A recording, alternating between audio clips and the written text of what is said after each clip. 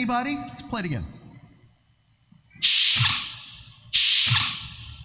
Now, I will readily admit that you need to be of a certain age to recognize that sound, and perhaps that's my age, but not everyone's, so let me give you a little context.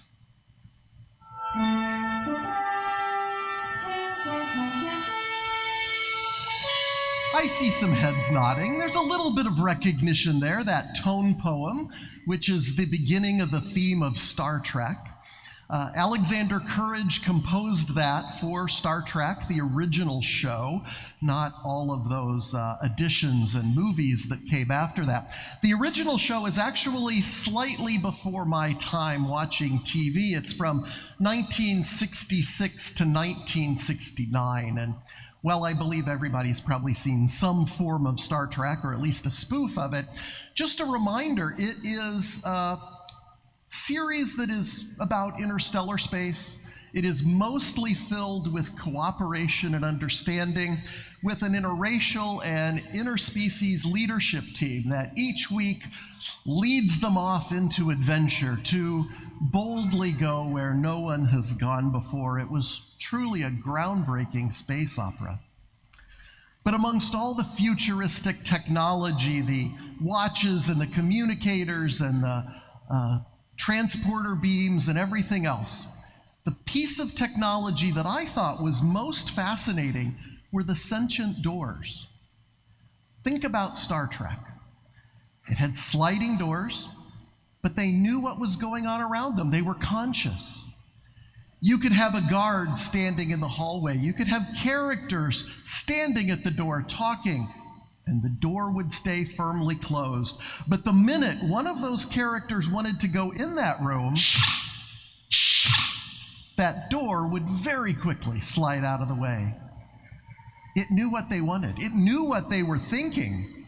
And that was a pretty amazing technology.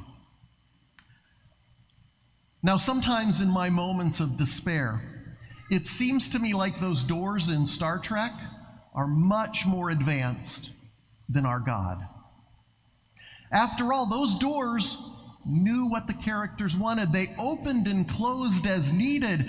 And even though God says knock and the door will be opened, those doors in my life sometimes seem to stay persistently closed. Persistence is another word in today's gospel parable, perhaps implying to us that we just need to ask harder. We just need to pray louder, to pester God a little bit more to get what we want. Yet God doesn't always give me what I want.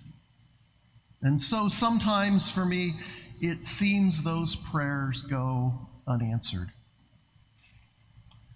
So maybe sometimes I try to convince him a little bit. God, if you give me what I want, I'll be good. I'll pray more. I'll help the poor. I'll quit eating chocolate. Whatever it takes, God, just listen to me. But maybe I've got it backward. Maybe the point isn't to treat God as a giant, eternal vending machine, something that we invest a little of us into and we get the reward, the candy behind the glass.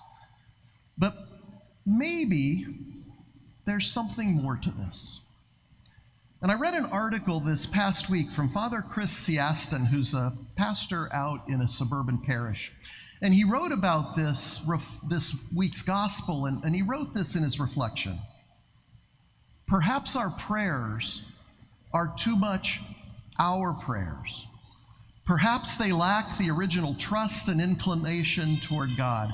After all, what does Scripture say? Not what I want, but what you want. Not my will be done, but your will